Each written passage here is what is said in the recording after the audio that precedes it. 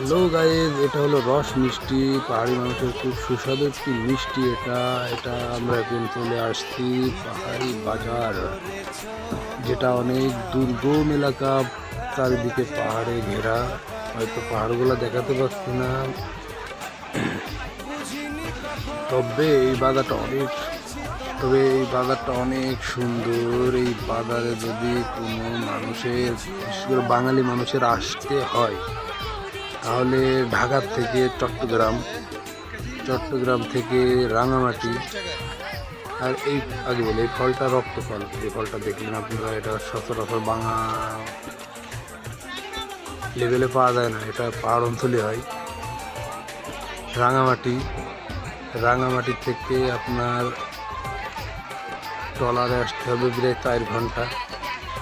Trawler থেকে নামার পরে মোটর সাইকেল ভাড়া লাগবে 500।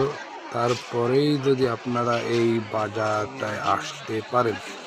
বিশেষ করে বাঙালি মানুষের জন্য এই বাজারে আসা অসম্ভব। এই এলাকাতে যারা বিভিন্ন কাজে নিয়োজিত থাকে, হয়তো তারা এই বাজারে আসছেন।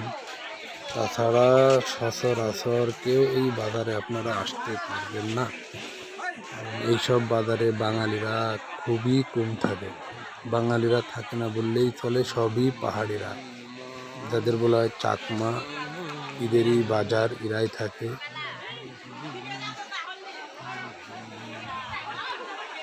বাঙালিদের এই বাজারে আসতে হলে অনেক সময়ের ব্যাপার, বুঝছেন। তবে অনেক রকমের মালামাল আসে, বাঙালি মালামালও এখানে আসে। ঈদের কালচারের এইগুলা মালামাল এইগুলাও থাকে। সব মিলিয়ে বাজারটা অনেক সুন্দর।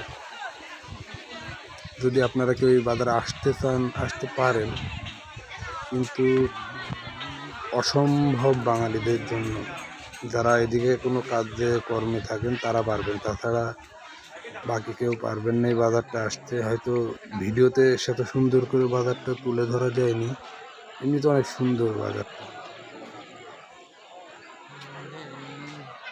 কারণ ঢাকা থেকে অনেক দূর।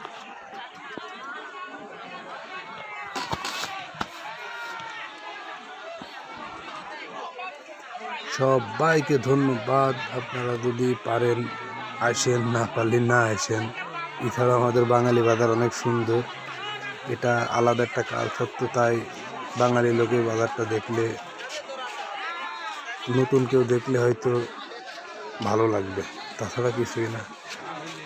তবে বাঙালি জিনিসপত্র ছাড়া এখানে জিনিসের